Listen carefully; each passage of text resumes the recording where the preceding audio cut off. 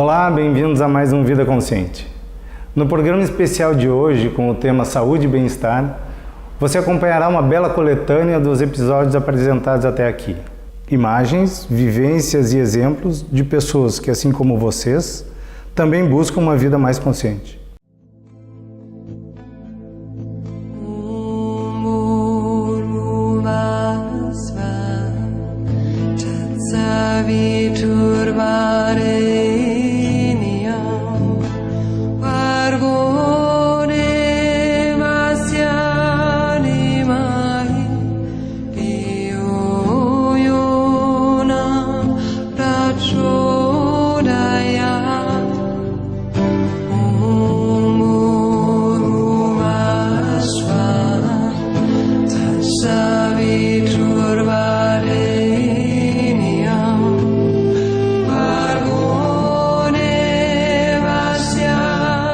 Estamos aqui hoje abrindo mais uma página do programa e um pedacinho da minha vida também.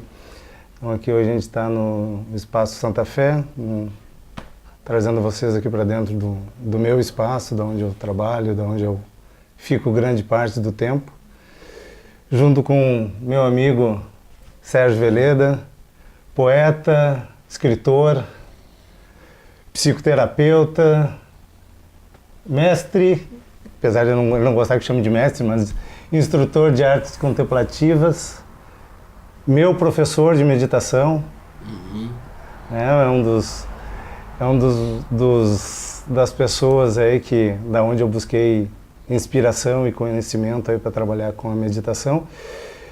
Seja bem-vindo. Obrigado, Marcelo. Obrigado pelo carinho, pela atenção. Da onde brotou o Sérgio de hoje?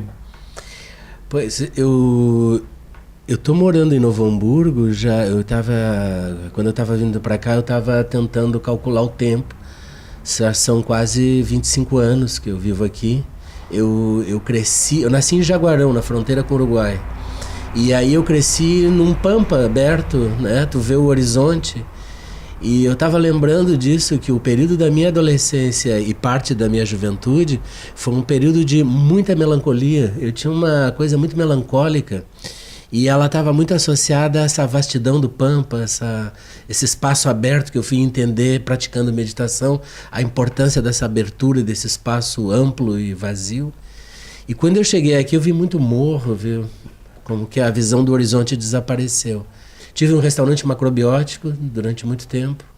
Fui macrobiótico, assim, daqueles bem ferrenhos, bem duros, assim.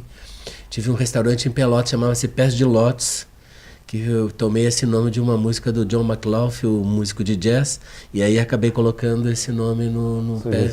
E era uma alimentação, assim, muito... O pessoal que fazia medicina na Universidade Católica de Pelotas ia para o restaurante. E esse também foi um período de muita poesia, acho que a coisa que eu mais li na minha vida foi poesia. E às vezes eu usava tanto o Fernando Pessoa como o William Blake, que foi um poeta inglês que marcou muito a minha vida, eu usava ele como os terapeutas, assim, porque me ajudava a me tirar de muitas dificuldades que eu vivi nessa época, como eu estava te falando, tinha uma coisa muito melancólica. Eu não tinha depressão, nunca me senti deprimido, mas era uma melancolia, uma espécie de nostalgia de algo perdido, de algo que eu não encontro, ainda não achado, uma inquietação. Então a música e a poesia eram impactantes. Eu lembro que a coisa que mais me impactou nessa época foi ler a biografia de Beethoven. Então ele foi muito impactante.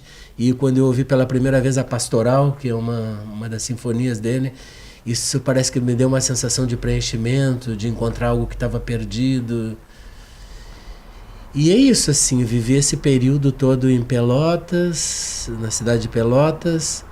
E depois eu vim parar em Novo Hamburgo, curiosamente através do Nando Dávila, que é um músico, um grande amigo meu, muito querido, um grande poeta, grande músico. Foi um dos elos meu com o Novo Hamburgo, Vale dos Sinos, foi o Nando Dávila. E ficamos muito amigos porque nos encontramos num trabalho que eu estava dando em Caxias do Sul, junto com um psiquiatra, amigo meu, trabalhávamos juntos. E era um workshop de grupo, e aí eu conheci o Nando Dávila. Passei horas e horas conversando com ele, parecia que éramos amigos de longa data, uma afinidade entre vários temas, principalmente música, poesia, tudo muito, uma coisa muito inspirada. E isso foi um pouco da minha chegada em Novo Hamburgo, assim. E daí eu fui encontrando um grupo de pessoas, acabei desenvolvendo uma relação que já fazem 25 anos com a Ivânia Reichert, que acabamos constituindo uma vida dedicada ao amor e ao conhecimento, assim, que foram, acho que são as duas coisas que norteiam um pouco da nossa vida.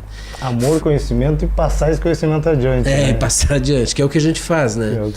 Fui encontrando outros amigos e tal, daí surgiu o Vale do Ser. Quantos anos já? O Vale do Ser, ele tem mais ou menos esse tempo aí, quase uns 25 anos. Tudo isso, né? É muito tempo. Já tem maioridade e tudo. Tem maioridade e tudo.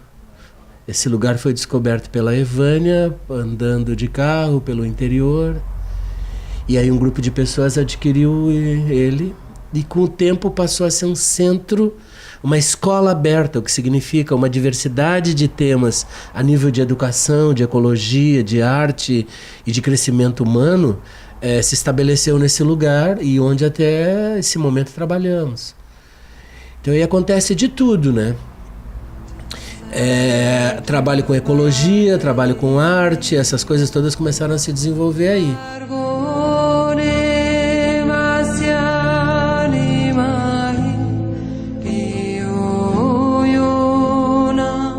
Budismo, a arte de equilibrar-se sobre um fundo vazio. Um dos lados que eu gosto muito do Sérgio, e está aqui dentro também, é o lado da formação, da origem do budismo, depois um pouco do lado do sufismo. Conta como é que o budismo entrou na tua vida, como o Sérgio entrou no budismo, como é que essa sinergia surgiu? Toda essa vida que eu estava descrevendo antes, em contato com a natureza, muita leitura de poesia, me levou a uma vida introspectiva, né? A buscar coisas. Eu nunca tive uma relação formal com o budismo. Nunca tive mestres também. Eu tenho questões um pouco polêmicas assim, a respeito da figura do mestre, né? Nos últimos anos, eu fiquei durante 5 anos estudando sobre o Islã, estudando sobre o sufismo. Escrevi um livro, depois desse, que é Só Acredito num Deus que Sabe Dançar. Que eu não achei aqui, né? Tu não achou? Que é uma frase do Nietzsche no Zaratustra. Esse livro foi publicado recentemente em Barcelona. Ele já está na 2ª edição em Barcelona. Fiz a apresentação dele recentemente. E aí tem todo esse tema polêmico do guia, da figura. Isso é muito forte dentro do Islã e dentro do sufismo. O que eu estou falando aqui de Islã, não estou falando do Islã da notícia na TV. Sim. Eu estou falando da raiz da tradição, que é uma coisa bastante distinta e pouco compreendida pelas pessoas.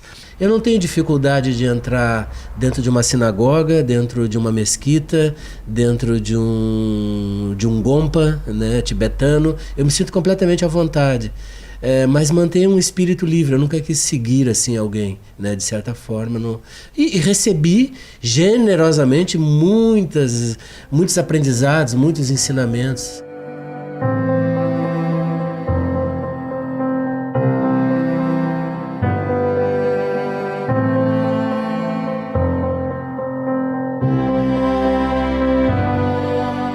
Então, Sandra, conta um pouquinho pra gente da tua história. Bem? Bom, a história da Sandra, muitos me perguntam até pelo sotaque, coisa da onde eu venho.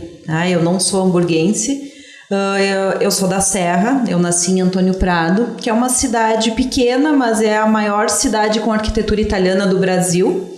Fica a 60, 70 quilômetros de Caxias do Sul. Nasci em Antônio Prado, minha família ainda mora lá. Depois me mudei para Caxias, fiz formação inicial em técnica contábil e depois em história. Sim, nada a ver uma coisa com a outra, né? Mas o técnica contábil foi pela necessidade de sustento e o história foi pelo gostar. Foi o amar a história ou o gostar de ser professora também. E acabei entrando nessa área.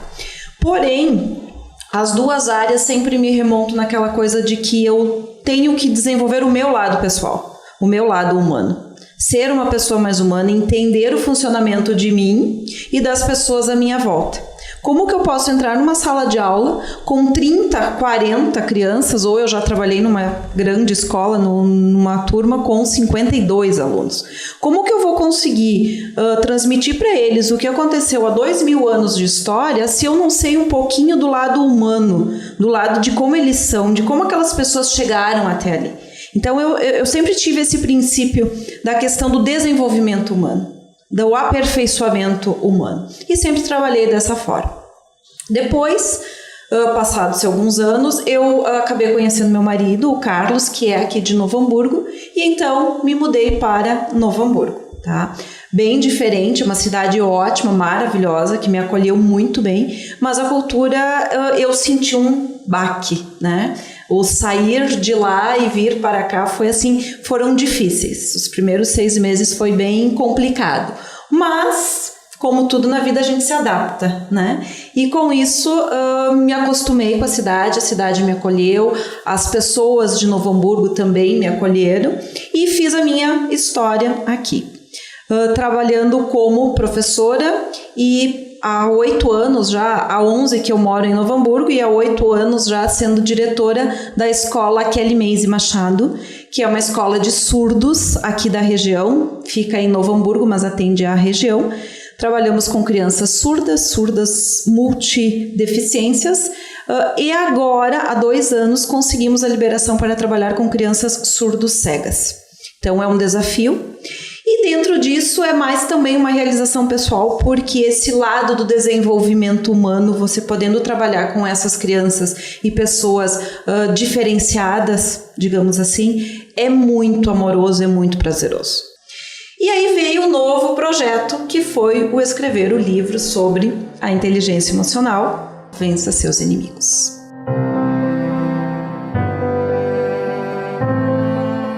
Há poucos anos começou-se os trabalhos sobre inteligência emocional. Por quê? Porque na década de 80 que se descobriu essas inteligências múltiplas e aí se inicia todo este trabalho.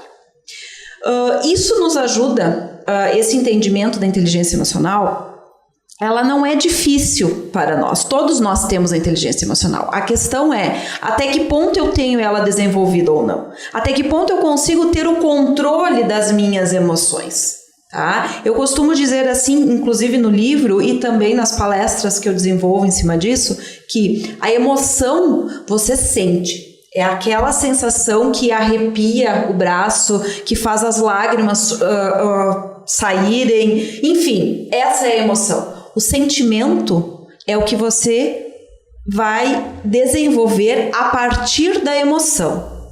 E o que você vem fazer depois desse sentimento é o que você pode controlar. A manifestação, né? Isso, a manifestação do que eu vou. Eu tive emoção, eu desenvolvi o sentimento e agora o que eu vou fazer? Eu vou xingar, eu vou gritar, eu vou amar, o que eu vou fazer? Isso é o que você pode controlar a partir do momento que você se conhece. Tá? Então, no livro, eu trabalho um pouquinho dos inimigos. Eu, Sandra, dentro dos meus estudos, dentro do conhecimento tanto de outras pessoas quanto do meu próprio, eu identifico 6 itens como sendo os inimigos da inteligência emocional. Que é o SPA, que é o que eu já falei antes, que é eu sou portadora disso, que é a síndrome do pensamento acelerado, a autossabotagem, a procrastinação, os nossos medos, a ansiedade e o estresse. Por que eu penso que esses são os nossos inimigos? Porque quando você tem um desses instalados na tua vida, e muitas vezes a pessoa quer isso, como a autossabotagem ou a procrastinação, às vezes você quer ter isso, ou muitas vezes você é acometido por esses sentimentos, por esses inimigos, mesmo sem querer, e aí você precisa de ajuda, você consegue vencê-los a partir do momento que você tem o conhecimento de si. A partir do momento que você sabe o que é a tua inteligência emocional, você vai conseguir identificar esses inimigos. E aí você vai conseguir saber se, bom, eu preciso fazer alguma coisa que está dentro de mim para desenvolver, para corrigir, para vencer este inimigo, ou eu preciso de ajuda.